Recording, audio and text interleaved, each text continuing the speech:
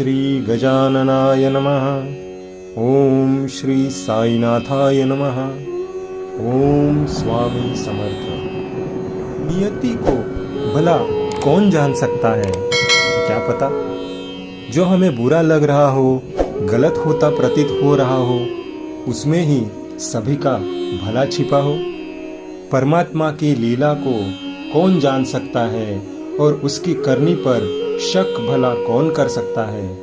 लेकिन हम अल्पज्ञान वाले या कह लीजिए अज्ञानी इसे दुर्भाग्य कहते हैं। आइए एक बहुत ही अच्छी कहानी पढ़ते हैं। मृत्यु के देवता यमराज ने अपने एक दूत को पृथ्वी पर भेजा। एक स्त्री मर गई थी, उसकी आत्मा को लाना था। देवदूत आया लेकिन चिंता में पड़ गया, क्योंकि 3 छोटी छोटी जुड़वा लड़कियां, जिसमें एक अभी भी उस मृत स्त्री के स्तन से लगी है, एक चीख रही है, पुकार रही है, एक रोते रोते सो गई है। उसके आंसू उसकी आंखों के पास सूख गए हैं। 3 छोटी जुड़वा बच्चियां और स्त्री मर गई है और कोई देखने वाला नहीं है। पति पहले ही मर चुका है, परिवार में और कोई भी नहीं है। इन 3 छोटी बच्चियों का क्या होगा? उस देवदूत को यह ख्याल आया तो वह खाली हाथ वापस लौट गया। उसने जाकर अपने प्रधान को कहा कि मैं न ला सका, मुझे क्षमा करें। लेकिन आपको स्थिति का पता ही नहीं है। 3 जुड़वा बच्चियां हैं, छोटी छोटी, दूध पीती। एक अभी भी मृत स्तन से लगी है, एक रोते रोते सो गई है, दूसरी अभी चीख पुकार रही है। हृदय मेरा न ला सका। क्या यह नहीं हो सकता कि इस स्त्री को कुछ दिन और जीवन के दे दिए जाए? कम से कम लड़कियां थोड़ी बड़ी हो जाए और कोई देखने वाला नहीं है। मृत्यु के देवता ने कहा, तो फिर समझदार हो गया। उससे ज्यादा जिसकी मर्जी से मौत होती है, जिसकी मर्जी से जीवन होता है, तो तूने पहला पाप कर दिया और इसकी तुझे सजा मिलेगी। और सजा यह है कि तुझे पृथ्वी पर चले जाना पड़ेगा, और जब तक तू 3 बार न हंस लेगा अपनी मूर्खता पर, तब तक वापस न आ सकेगा। इसे थोड़ा समझना। 3 बार हंस लेगा अपनी मूर्खता पर, क्योंकि दूसरे की मूर्खता पर तो अहंकार हंसता है। जब तुम अपनी मूर्खता पर हंसते हो तब अहंकार टूटता है।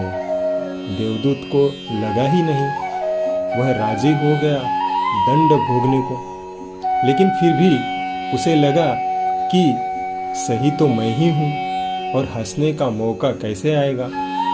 उसे जमीन पर फेंक दिया गया। एक मोची, जो कि सर्दियों के दिन करीब आ रहे थे और बच्चों के लिए कोट और कंबल खरीदने शहर गया था, कुछ रुपए इकट्ठे करके। जब वह शहर जा रहा था तो उसने राह के किनारे एक नंगे आदमी को पड़े हुए ठिठुरते हुए देखा। यह नंगा आदमी वही देवदूत था जो पृथ्वी पर फेंक दिया गया था। उसको दया आ गई और बजाय अपने बच्चों के लिए कपड़े खरीदने के, उसने इस आदमी के लिए कंबल और कपड़े खरीद लिए। इस आदमी को कुछ खाने पीने को भी न था, घर भी न था, छप्पर भी न था जहां वो रुक सके। तो मोची ने कहा कि अब तुम मेरे साथ ही आ जाओ, लेकिन अगर मेरी पत्नी नाराज हो, जो कि वह निश्चित होगी, क्योंकि बच्चों के लिए कपड़े खरीदने लाया था, वह पैसे तो खर्च हो गए, वह अगर नाराज हो, चिल्लाए, तो तुम परेशान मत होना, थोड़े दिन में सब ठीक हो जाएगा। उस देवदूत को लेकर मोची घर लौटा। न तो मोची को पता है कि देवदूत घर में आ रहा है, न पत्नी को पता है। जैसे ही देवदूत को लेकर मोची घर में पहुंचा, पत्नी एकदम पागल हो गई, बहुत नाराज हुई बहुत चीखी चिल्लाई और देवदूत पहली दफा हंसा। मोची ने उससे कहा, हंसते हो, बात क्या है? उसने कहा, मैं जब 3 बार हंस लूंगा तब बताऊंगा। देवदूत हंसा पहली बार, क्योंकि उसने देखा कि इस पत्नी को पता ही नहीं है कि मोची देवदूत को घर में लाया है, जिसके आते ही घर में हजारों खुशियां आ जाएगी। लेकिन आदमी देख ही कितनी दूर तक सकता है। पत्नी तो इतना ही देख पा रही है कि एक कंबल और बच्चों के कपड़े नहीं बचे। जो खो गया है वह देख पा रही है, जो मिला है उसका उसे अंदाजा ही नहीं है। मुफ्त घर में देवदूत आया है, जिसके आते ही हजारों खुशियों के द्वार खुल जाएंगे। तो देवदूत हंसा। उसे लगा अपनी मूर्खता, क्योंकि यह पत्नी भी नहीं देख पा रही है कि क्या घट रहा है। जल्द ही, क्योंकि वह देवदूत था, 7 दिन में ही उसने मोची का सब काम सीख लिया और उसके जूते इतने प्रसिद्ध हो गए कि मोची महीनों के भीतर धनी होने लगा। आधा साल होते होते तो उसकी ख्याति सारे लोक में पहुंच गई कि उस जैसा जूते बनाने वाला कोई भी नहीं है, क्योंकि वह जूते देवदूत बना रहा था।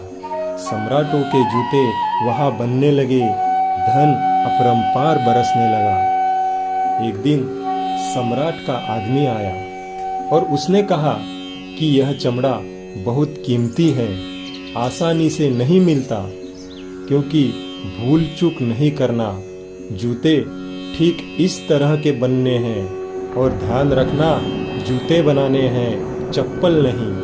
क्योंकि रूस में जब कोई आदमी मर जाता है तब उसको चप्पल पहनाकर मरघट तक ले जाते हैं।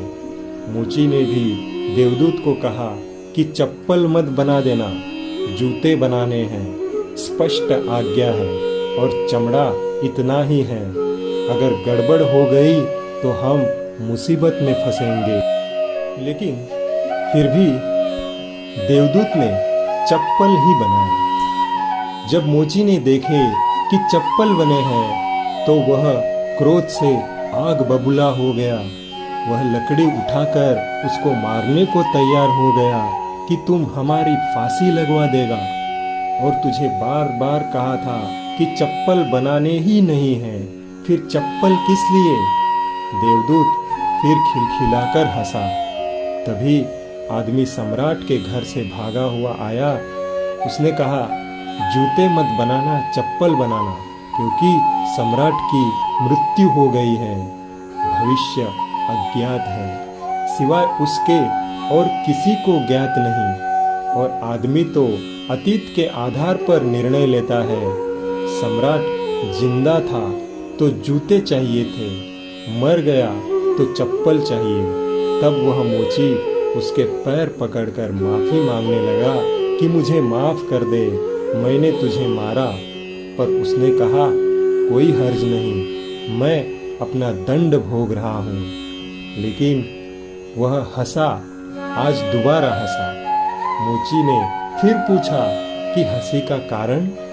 उसने कहा कि जब मैं 3 बार हंस लूं।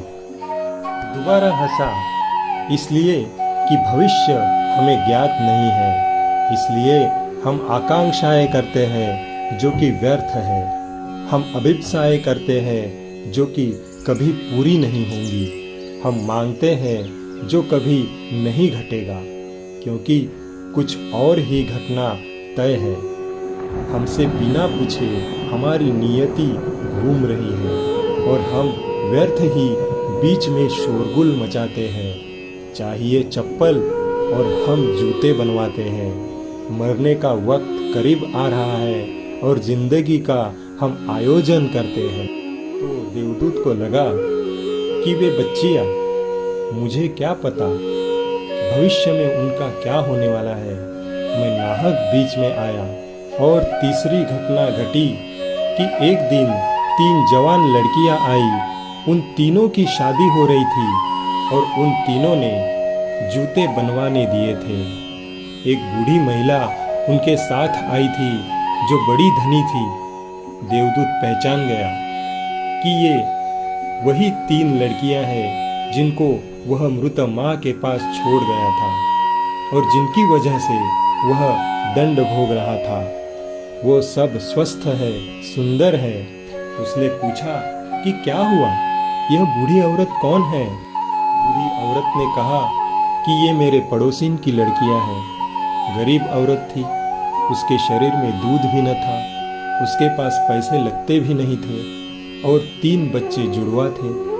वह इन्हीं को दूध पिलाते पिलाते मर गई। लेकिन मुझे दया आ गई, मेरे कोई बच्चे नहीं हैं और मैंने इन तीनों बच्चियों को पाल लिया।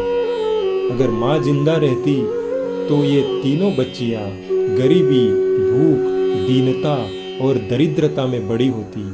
माँ मर गई, इसलिए ये बच्चियाँ तीनों बहुत बड़े धन वैभव में, संपदा में पली और अब उस बूढ़ी की सारी संपदा की ये 3 मालिक हैं और इनका सम्राट के परिवार में विवाह हो रहा है।